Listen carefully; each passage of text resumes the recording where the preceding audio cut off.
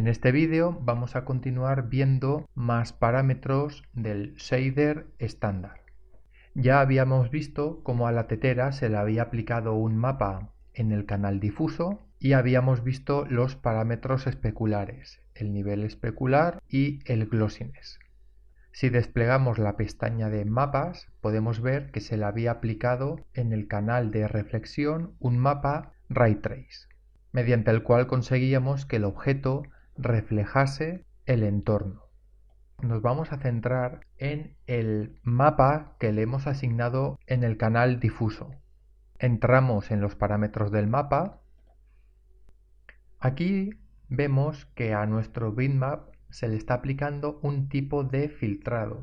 Es decir, no estamos viendo el bitmap tal y como se había creado originalmente, sino que se le está aplicando un tipo de filtrado. Esto tiene que ver con este valor, blur. Blur o suavizado está difuminando levemente nuestro bitmap. Si nosotros queremos ver el bitmap en su apariencia original, tenemos que desactivar el tipo de filtrado. Y ahora sí que vemos todos los detalles tal y como estaban en el bitmap original. Además, al quitar el tipo de filtrado, aceleraremos el tiempo de render. Otro de los aspectos que tenemos que tener en cuenta es que muchos de los mapas que vamos a utilizar para asignar a nuestras texturas tienen por defecto una saturación de colores muy alta, que muchas veces no se va a ajustar totalmente a la realidad. Podemos ajustar el color de los bitmaps de esta manera. Tenemos que entrar primero dentro del mapa. Desde Diffuse tenemos ahí el mapa, podemos entrar desde aquí. También podemos hacerlo desde Mapas, clicando aquí. Estamos dentro de los parámetros del bitmap, donde estábamos antes. Para hacer el ajuste de color, entraríamos dentro de bitmap y le vamos a aplicar este mapa, Color Correction. Se nos abre esta ventana que nos dice si queremos descartar este material o queremos mantenerlo como un submapa. Vamos a decirle que sí, lo queremos mantener. Vamos ahora a corregir el color de este mapa. Básicamente se trataría de bajarle un poco la saturación para que no tenga ese tono tan subido. Habiendo terminado, subiríamos ahora en la jerarquía y ya estaríamos en los parámetros básicos del material. Vamos a ver ahora otro mapa. Es el mapa Bump. Si abrimos de nuevo la muestra de este material, vemos que es una madera que está bastante pulida, es totalmente lisa. Esto puede que sea así en este material.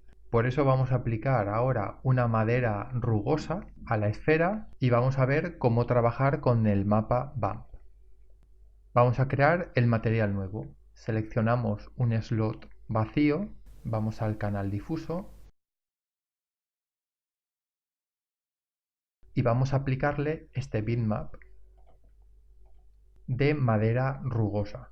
Con doble clic podemos ver este material a un tamaño más grande. Si os fijáis, estamos viendo el mapa repetido numerosas veces. Vamos a entender qué es lo que está pasando aquí con este otro ejemplo. Cuando creamos cualquier objeto 3D, en sus parámetros iniciales aparecen activadas estas casillas. Por defecto, cualquier objeto creado ya tiene unas coordenadas de mapeado automáticas. Tenemos esta opción de dejar marcado o no la casilla de mapeado a escala del mundo real. Eso significa que si dejamos marcada esta casilla, para texturizar este plano que mide 50 por 50 centímetros, va a tener en cuenta sus dimensiones reales. Entonces tendremos que utilizar una textura adaptada a esas dimensiones. Tengo aquí esta textura. Vamos a aplicársela a estos objetos. En este slot vacío, en el Diffuse, Aquí tenemos la textura, subimos en la jerarquía y se lo asignamos. Fijaos, ¿qué ha pasado?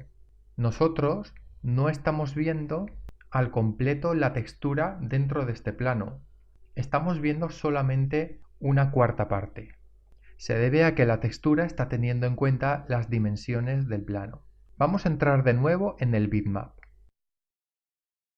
Y mirad que esta misma casilla del objeto también aparece dentro de los parámetros de la textura. Se está texturizando basándose en las dimensiones reales. Por defecto se le dice a esta textura que está midiendo 100 por 100 centímetros. Como nuestro plano solamente mide 50, solamente estamos consiguiendo ver una cuarta parte de la textura. Si aquí le decimos que esta textura tiene que medir 50 por 50 centímetros, ahora sí, la textura de 50 por 50 centímetros se adapta perfectamente a las dimensiones del plano que mide 50 por 50 centímetros. Y ahora lo aplicamos a este otro caso. El plano mide 100 por 100 centímetros, pero le hemos dicho a esta textura que la textura mide 50 por 50. Se la asignamos y ¿qué sucede? Que como la textura le habíamos dicho que mide 50 por 50, ahora la vemos repetida 4 veces. Si quisiéramos que en este caso la textura se ajuste perfectamente a este plano, le tenemos que decir a la textura que tiene que medir 100 por 100 centímetros. Aquí lo vemos correctamente, pero afectado a este otro elemento, porque los dos planos tienen asignada la misma textura. Pero todo esto se podría solucionar también de otra manera, desmarcando la casilla del mapeado a escala real y aquí también. Ya no aparece el término tamaño, sino el término tiling. El tiling se refiere al número de veces que la textura se va a repetir en el material. Por defecto, al desmarcar esta casilla, se queda en 0,01, pero vamos a ponerle el valor de 1. Queremos que nuestra textura se repita una sola vez, tal y como era originalmente. ¿Qué ha pasado aquí?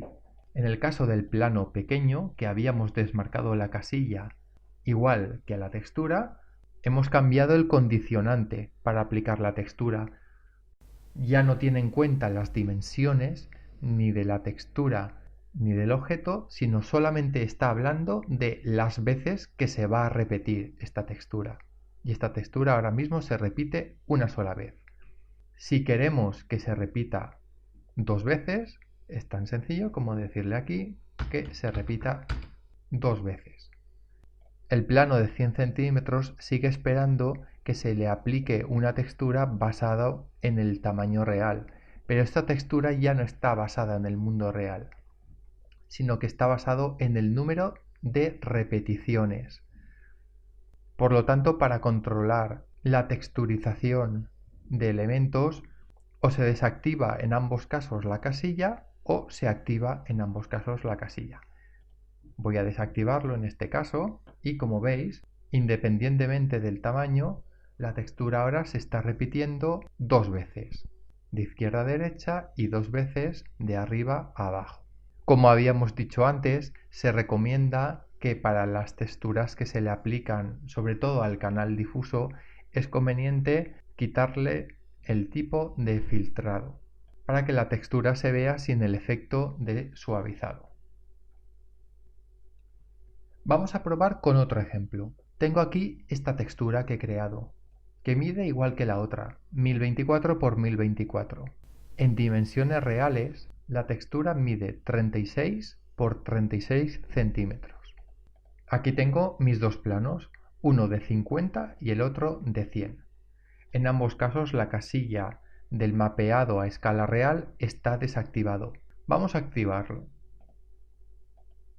Y en este slot que está vacío, en el canal difuso, vamos a buscar la nueva textura. Como veis, al asignar un bitmap a un material, dentro de sus parámetros, la casilla del mapeado a escala real está activado. Por lo tanto, los tres elementos ahora mismo tienen la casilla activada. Vamos a asignar este material a ambos planos. ¿Qué está pasando? La textura la estamos viendo perfectamente en el plano que mide 100 por 100 centímetros, porque le hemos dicho a la textura que mida 100 por 100 centímetros. En el caso del plano que mide 50, solamente estamos viendo una cuarta parte de esa textura. Vamos a desactivar la casilla del mapeado a escala real tanto en los planos como en el material. Esto ahora sale súper borroso, pero la culpa la tiene el tileado. Vamos aquí y en vez de 0,01 le ponemos 1. Hemos cambiado de lenguaje, ya no estamos hablando de centímetros, estamos hablando solamente de número de repeticiones. Esta textura se repite una vez en este plano y una vez en este, independientemente de sus dimensiones. Esta textura mide 36 por 36 centímetros.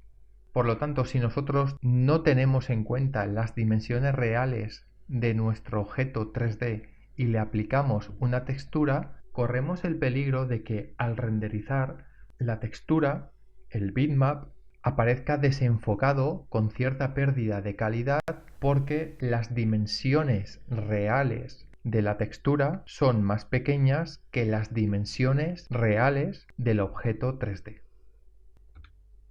Estos parámetros que hemos visto, la posibilidad de repetir texturas, es una opción que tenemos que utilizar para nuestro beneficio.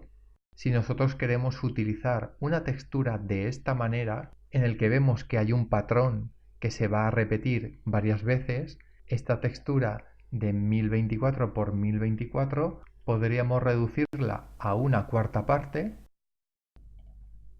la dejamos a 512 por 512, la guardamos.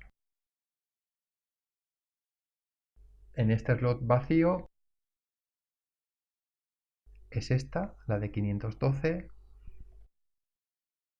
Tenemos que decirle que se muestre en el viewport. Ahora mismo no lo vemos bien, por esto mismo desactivo la casilla y le voy a decir que la textura se aplique dos veces. En vez de medir 1024, hemos conseguido lo mismo con una textura de 512. Por lo tanto, hemos optimizado esta textura. Como ya hemos dicho antes, deberíamos desactivar el tipo de filtrar. Volviendo al ejemplo de la esfera, lo que está pasando es que esta textura se está aplicando como si midiese 100 por 100 centímetros. Desactivamos la casilla y le vamos a decir que se muestre una sola vez. Desactivo el tipo de filtrado y se le podría aplicar aquí la corrección de color. Muy bien, subimos en la jerarquía y tenemos nuestro material al que se le ha asignado una textura en el canal difuso. El mapa bump, que se refiere al relieve, funciona de la siguiente manera. Esta es nuestra textura original y aquí tenemos la textura que se va a aplicar en el mapa bump. En el canal bump se crea la sensación visual de relieve en base a una imagen en escala de grises. Todos los píxeles en color negro parecerá que están hundidos y todos los píxeles en blanco parecerá que están sobresaliendo. Pero es un engaño óptico, no será un relieve físico. En Internet podemos encontrar paquetes de texturas que contendrán el mapa difuso, el mapa bump y otros mapas que iremos viendo más adelante. Nosotros también podemos crear un mapa a partir de la textura del color difuso, empezando por convertir la imagen a escala de grises y después podemos editar los niveles o curvas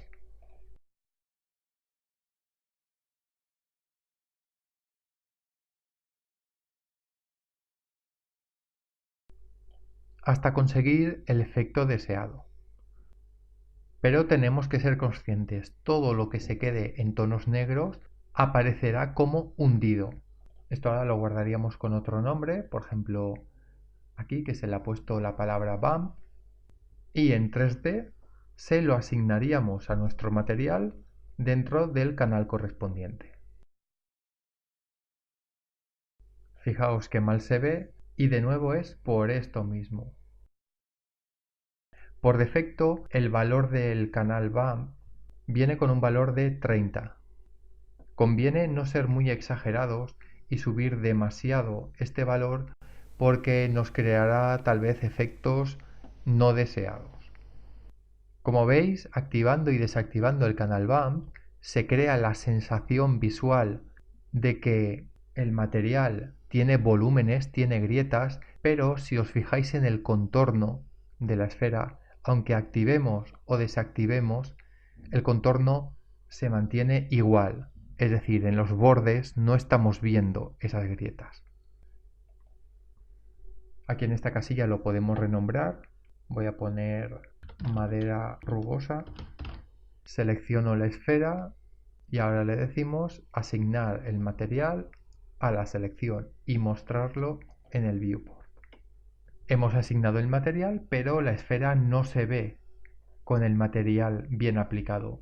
¿Por qué? De nuevo por esta casilla, porque en los parámetros de la esfera viene aplicado el mapeado a escala tamaño real, cosa que ya no tenía la textura. Por lo tanto, a la esfera le desactivamos la casilla y ahora sí podemos ver la textura bien aplicada a la esfera. Ahora mismo este objeto recibe luz, pero tiene un nivel especular 0. Por lo tanto, este parámetro tenemos que subirlo un poco tratando de conseguir un efecto que sea más o menos realista. Por eso siempre es importante que echemos mano de alguna referencia para poder apreciar cómo los objetos reflejan la luz que reciben. Y en este primer render podemos ver que hemos creado dos materiales bastante diferentes, uno bastante pulido y que llega a reflejar incluso su entorno, y este otro material bastante áspero que refleja la luz de una manera bastante difusa. Con el shader estándar podemos crear muchísimos materiales, sobre todo opacos, y utilizando mapas en sus diferentes canales conseguiremos que esos materiales adquieran un poco más de calidad.